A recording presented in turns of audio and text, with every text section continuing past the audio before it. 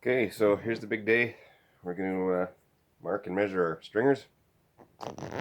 We get the wood in the old truck there, 2x12 furs. Couldn't get 2x10, so I had to spend the extra money and get 12s. So you'll notice here I got my tape measure clipped onto that flange that we left. That's the original stringer glass. And then you're going to want one of these.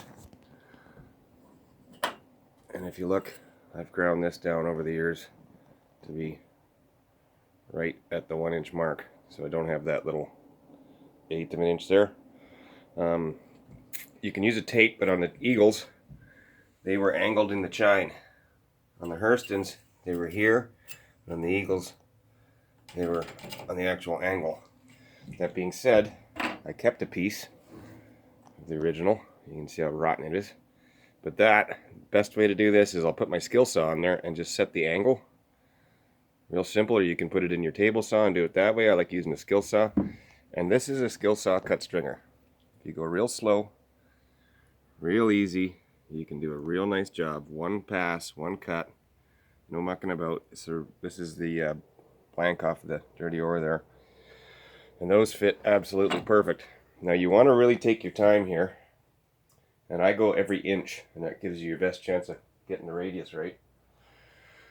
And what I'll do is I'll take my Jiffy marker and I'll mark 1 inch, 2 inch, 3 inch, 4 inch, all the way down. And for every one of those measurements, I'll put this in at that line and then write the measurement down here as I go. So I'll stagger it so one's up and one's down because it gets pretty busy in here with numbers. All the way down. Now that's why we left this piece in here. If you don't leave that piece in there, you can also just take a string and hot glue it from there all the way back to your transom, and as long as you can get it tight on there, then you just measure down off your string. If you don't have any of those marks, say you picked up a boat that's been fully ground and ready to go, then what I did with boats in the past is I took a piece of flat bar, like an angle, I got aluminum angle, and you go right pretty much from your floor straight across. You can use straight wood, whatever you want, and then measure down from that every inch. Obviously that takes a lot more time, much bigger headache, and a lot more numbers. So that's why I like leaving these in here now. And then when it comes time, we'll dump probably a thicker batch of resin, not quite peanut butter, but a thicker batch of resin so that it doesn't run down on us as we pour it in there. Sort of trowel it out good, and then we'll drop the stringer on top and push it down, put some weight on it. But I like leaving this on. It saves a lot of time, and in the end, you actually end up with more structure in the boat, and it's original. So when it comes time like engine mounts and stuff like that, those motor mounts are still good, which is amazing.